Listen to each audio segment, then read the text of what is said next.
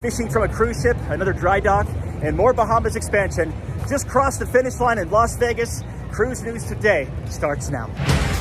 From Las Vegas, this is Cruise News Today with Doug Parker.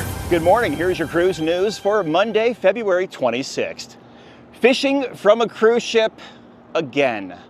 P&O Cruises Australia is investigating a video that has surfaced where two passengers were filmed fishing from their balcony on the Pacific Explorer cruise ship. The video shows the men fishing while the ship was heading towards Kangaroo Island.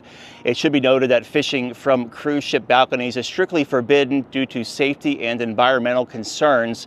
This footage was first aired on 10 News First's Twitter account. Some cruise lines do allow fishing equipment on board, but only for use during off-ship excursions in specific ports. This incident is similar to the one that happened last April on a Carnival ship, where passengers were caught fishing from their balcony and are now banned for life. So don't do that.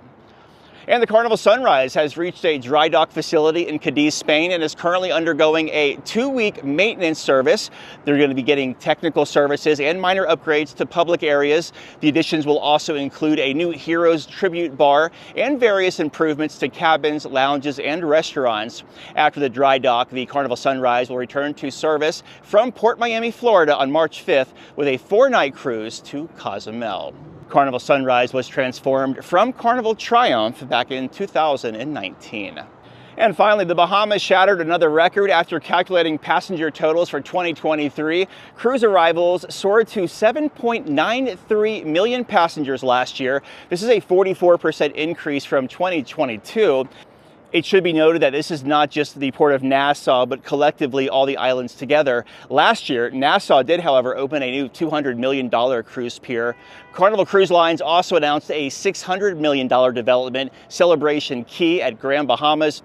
Disney is opening up Lighthouse Point this year in Eleuthera, and Royal Caribbean has also expanded Perfect Day at Coco Cay. And cruise line stocks were mixed on Friday. Carnival Corporation up slightly, 15.23. Royal Caribbean down 0.5%, 121.91. And Norwegian 16.17, down 1%. If you have a story, drop us a line, tips@cruiseradio.net. Here in Las Vegas, after completing the Rock and Roll Road Series race, I'm Doug Parker with Cruise News Today. Have yourself a great Monday.